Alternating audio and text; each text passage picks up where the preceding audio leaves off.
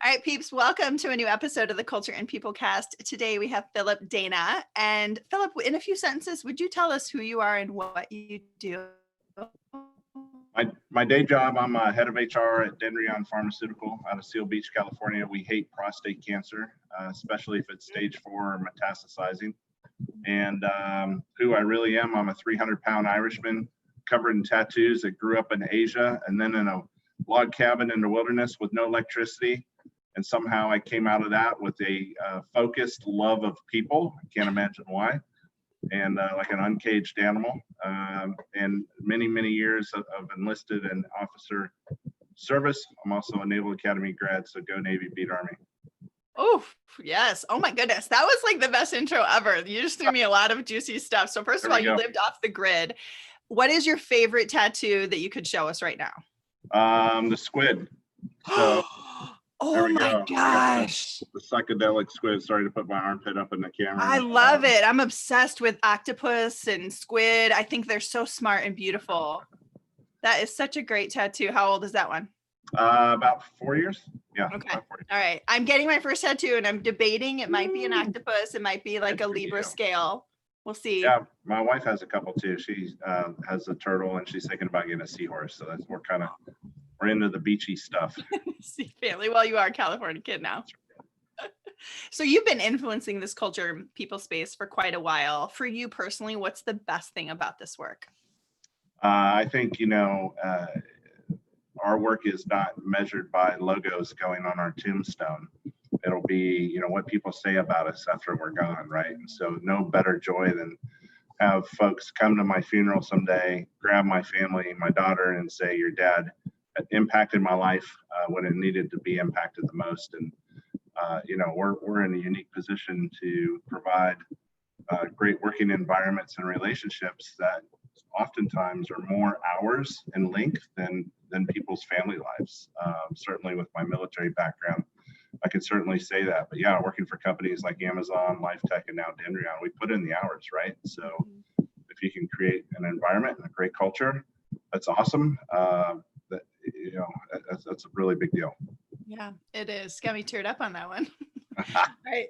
So let's talk engagement. You and I had a chance to jam a little bit before we recorded, but I'm just curious. I'm hearing from other leaders that engagement is hard. It's a challenge. Yeah. What are your thoughts? Yeah. I was sharing with you that we were just wrapping up a McLean Pulse engagement survey here at Dendreon. And it's amazing. Like we increased it by our score by 7 index points despite this pandemic. And I think it's allowed leaders, including myself, to really be more conscious about how we communicate, more rigor around multiple touch points and using different ways of engaging your team or reaching out to a company in my role. But oh my goodness, here comes the holidays. And this is when it's clear that physicality is going to be tremendously missed. I'm not going to lie. The holiday parties, the Halloween costume contest, which we can still do. We can send in pictures. I gotta be candid. I'm about zoomed out, and so no doubt. I'm anxious to get back to the national sales meetings in Vegas and getting out and seeing the folks that are out in the field with a lot of travel required to do that. So hope that 2021 can shift us back in that direction. I hear you, and let me give you a resource. This is very comedic, and I watched it last night, but there's a documentary on Amazon. I believe it's on Amazon or Netflix. I forget.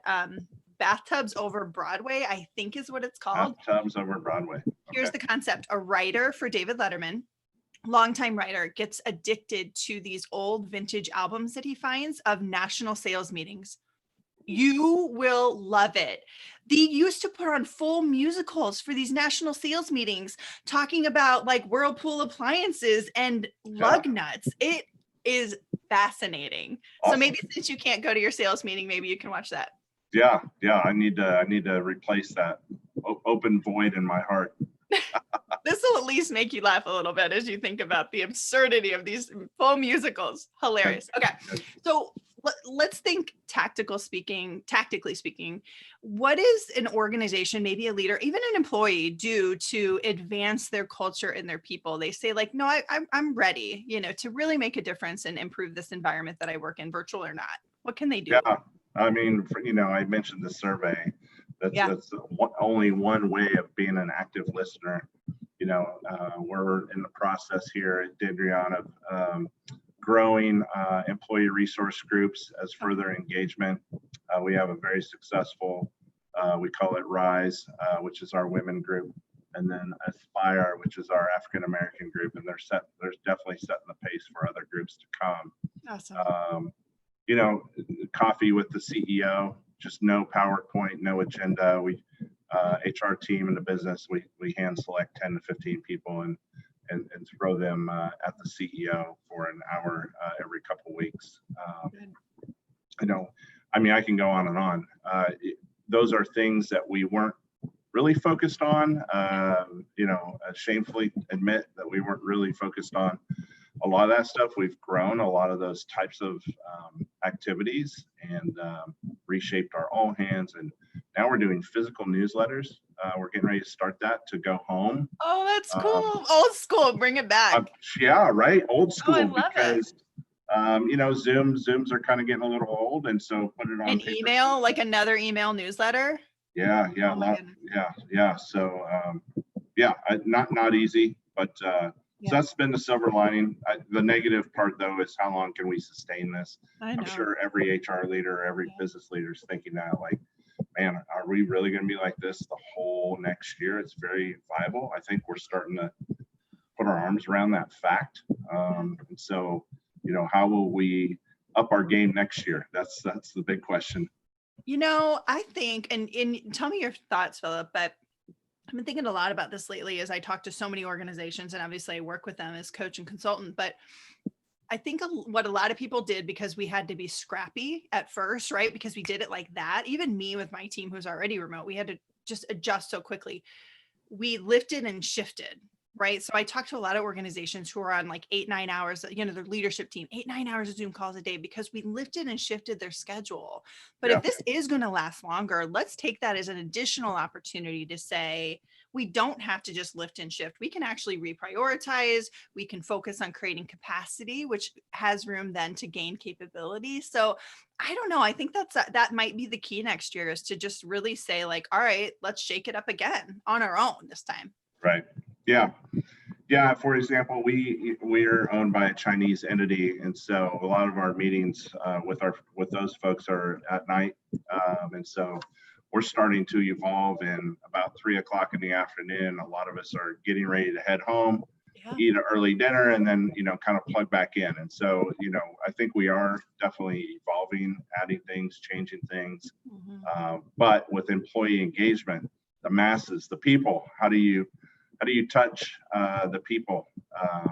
Next year I think will be a challenge. We'll see.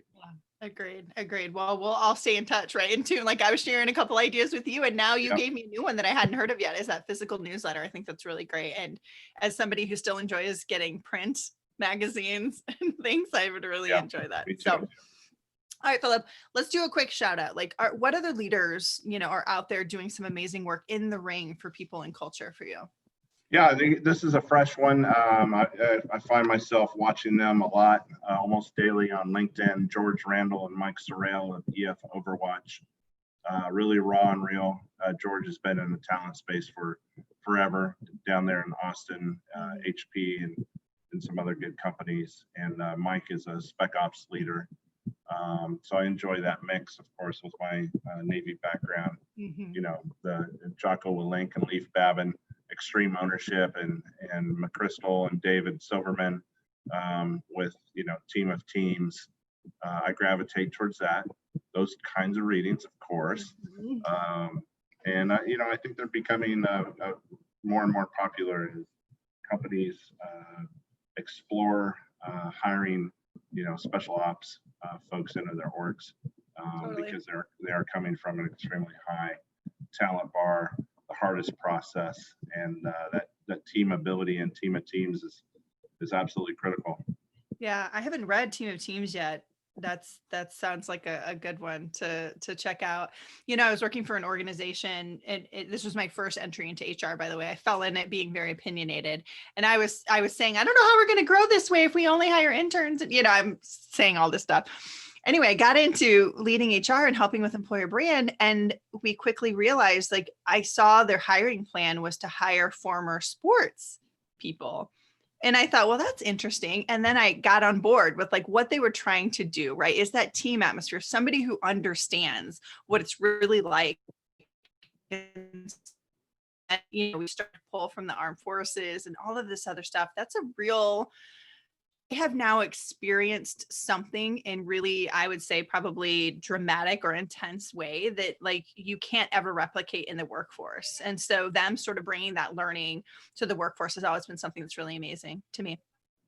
Yeah, and resiliency, change, Yes.